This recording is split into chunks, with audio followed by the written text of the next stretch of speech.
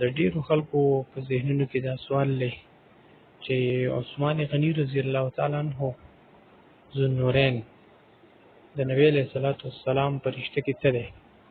ناول خو دا خبره ذهن نشین ده چې د نبی علیہ الصلوۃ والسلام نیکه عبدالمطلب داغه یو زوی و چې نوم یې عبدالله و.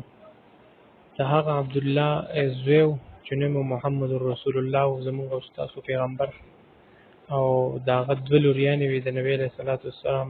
لوریانې څلور وې، لیکن دا دوه لوریانې داسې وې چې هغه علي رضی الله تعالی عنه ته په نکاح شوې وې چې کله یو وفات شوه بیا ورته بله په نکاح شوه. صحیح ده. او په دویم نسبت باندې د دې عبدالمطلب یو لور وه چې د هغې نوم ام حکیم بیضا و، او د هغې لور وه اروا رضی الله تعالی عنها. نو بیا د هغه اروا رضی الله تعالی عنها زوی عثمان غني رضی الله تعالی عنه. نو عثمان غني رضی الله تعالی عنه ته د نبی علیہ الصلوۃ والسلام دوه بیبیانې دوه لوریانې هغه په نکاح شوي دي. لیکن دلته که موږ تاسو وګورو د نقشې نه واضح ده چې د عبدالمطلب یو زوی یو لور و، هغه د یو بل خور او ورور شو.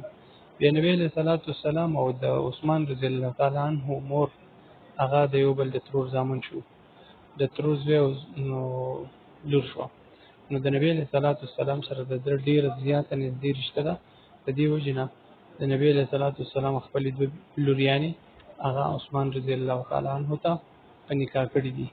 دا نقشه زمونږ او ستاسو دپاره ډېره فایدهمنه او سودمنه ده چې مونږ او تاسو دا زده کړو او د دې معلوماتونو فایده واخلو.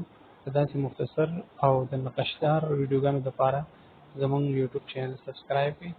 په نوم د قاری خسته رحمان سره د راتلونکي ویډیوګانو دپاره مونږ له اجازت راکړئ. د الله په امان. وما علینا الا البلاغ.